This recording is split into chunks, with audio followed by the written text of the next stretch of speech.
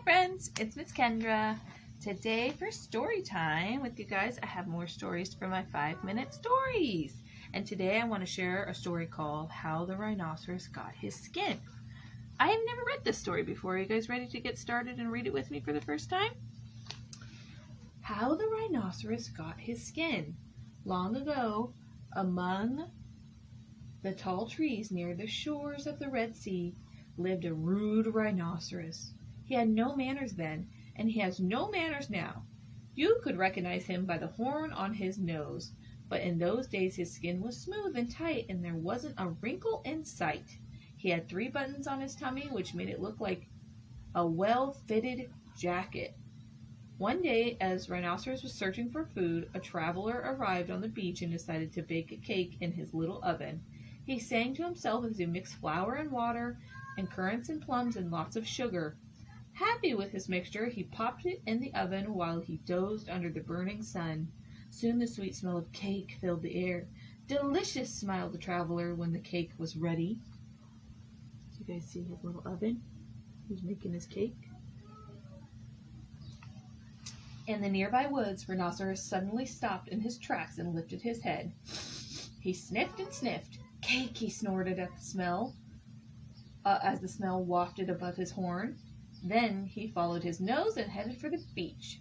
When the polite traveler saw him coming, he said, "Good morning," but the rude creature didn't even give a grunt.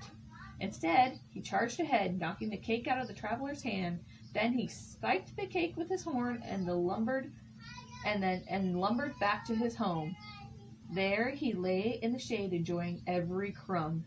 Meanwhile, the traveler climbed a palm tree and sat on high, thinking and planning. "Just wait," he muttered. "I'll teach that rhino a lesson." Did you see the rhino took his cake? It's not very nice. You should have at least shared it. A few weeks later, when the searing hot prompted everyone to take to the sea, the traveler knew the time had come. He was sitting on the beach wearing his hat to screen him from the ferocious sun when he spied Rhinoceros. His eyes followed the creature as he heaved his great body along the sand. Not noticing the traveler, Rhinoceros finally stopped. Rhinoceros slowly undid his 3 buttons, took off his skin, and carried it over his shoulder as he went down to the sea to bathe. Leaving his skin at the edge of the water, he waddled into the sea. The traveler immediately jumped up. He danced around the skin and rubbed his hands with glee. "I'm ready," the traveler cried. "Just you wait and see." Then he set back off to his camp. Taking a bath. As the traveler only ever ate cake and rarely cleaned up, there was plenty of crumbs around his camp. "Lots of crumbs, crumbly crumbs," he sang as he quickly filled his hat with the stale cake crumbs. Then he raced back to the beach, picking up the skin of the rhinoceros. The traveler sprinkled the inside with lots of dry, tickly cake and some baked currants. Then he left the skin for the rhinoceros, climbed to the top of his palm tree, and waited. Rhinoceros took his time in the sea. He lay on his back and blew bubbles through his nose. He splashed and splashed, never caring about others in the water. Finally, as his great big tummy started to rumble and feeling much cooler than from his swim, Rhinoceros returned to the beach.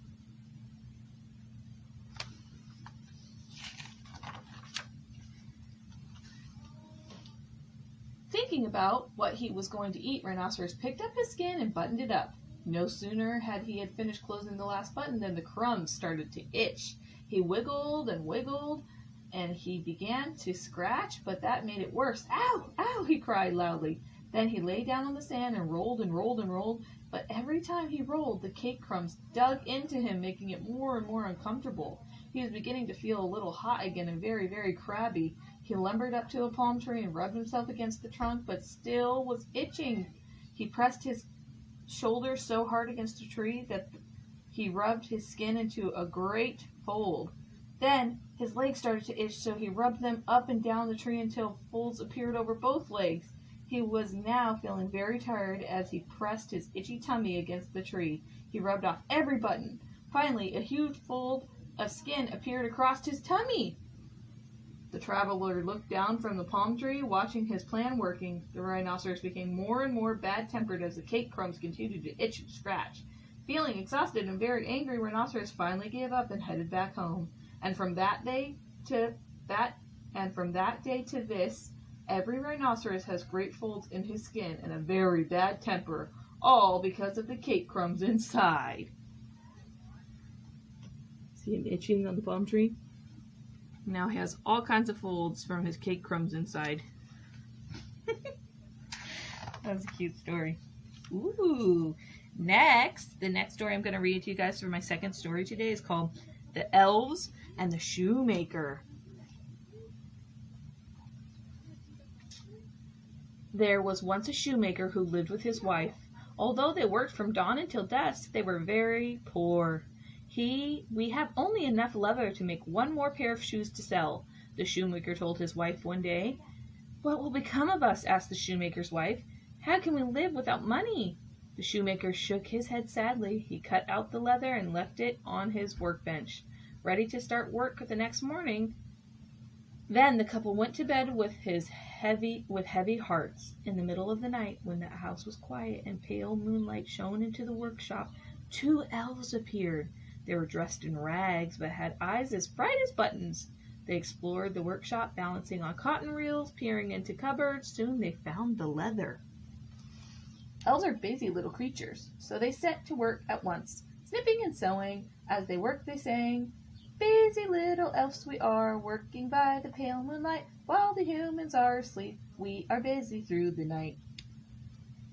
By the dawn, the 2 little elves had finished their work and disappeared.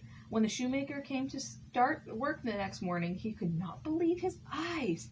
There on his workbench was the finest pair of shoes he had ever seen. The stitches are so delicate, he said as he showed his astonished wife the beautiful shoes. I will place them in the window for everyone to see. Soon a rich gentleman walked by the shop. He saw the stylish shoes and came inside.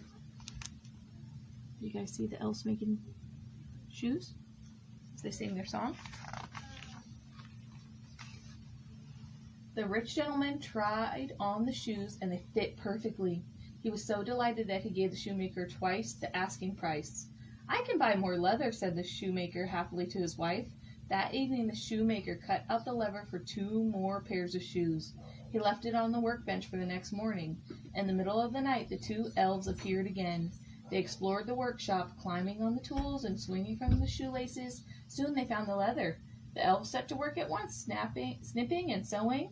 As they worked, they sang, busy little elves we are, working by the pale moonlight, while the humans are asleep. We are busy through the night.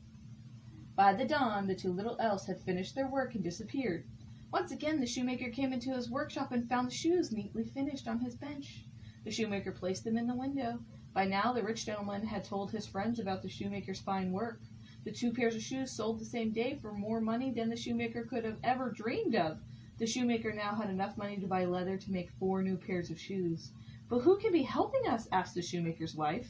That evening, the shoemaker cut out the leather for 4 more pairs of shoes. He left it on his workbench as usual. Then the shoemaker and his wife hid and waited. You guys see the elves making the shoes? And tonight, they're waiting to see the elves.